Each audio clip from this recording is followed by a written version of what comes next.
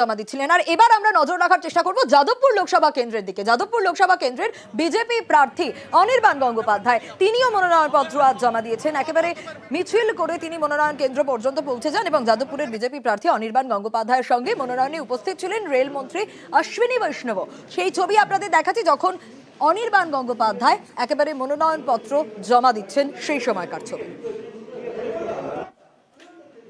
প্রধানমন্ত্রী নরেন্দ্র মোদীর নির্বাচন, তার আদর্শ, তার কর্মপদ্ধতি, তিনি যা অ্যাচিভ করেছেন গত 10 বছরে, মানুষের জন্য যা করেছেন, এই বার্তা নিয়ে আমরা পৌঁছেছি।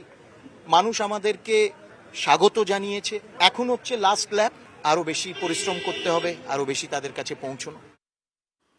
আর কলকাতা উত্তরের পর কলকাতা দক্ষিণের দিকে আমরা নজর রাখবো। কলকাতা দক্ষিণে বিজেপি প্রার্থী দেবশ্রী চৌধুরী তিনিও আজ মনোনয়ন জমা দিলেন। একেবারে গাড়িতে চেপে আমরা দেখতে পাচ্ছি তার সঙ্গে রয়েছেন স্থানীয় নেতৃত্ব, তার সঙ্গে রয়েছেন বিজেপির কর্মী সমর্থকরা এবং কলকাতা দক্ষিণের বিজেপি প্রার্থী দেবশ্রী চৌধুরী তিনিও তার মনোনয়নপত্র আজ জমা দেন। একেবারে কর্মী সমর্থকদের নিয়ে মিছিল করে মনোনয়ন বিজেপি প্রার্থী।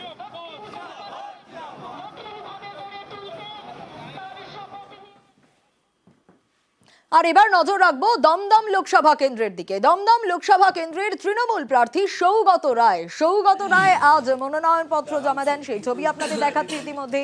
সৌগত রায় আজ মনোনয়নপত্র জমা দেন, মনোনয়ন কেন্দ্রে পৌঁছে গিয়েছিলেন সেই সময়কার ছবি।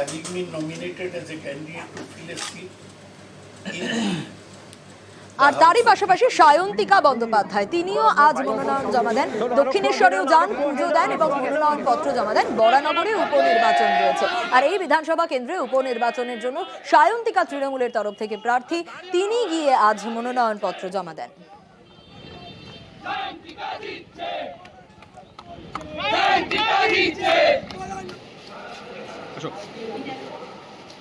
পাপাই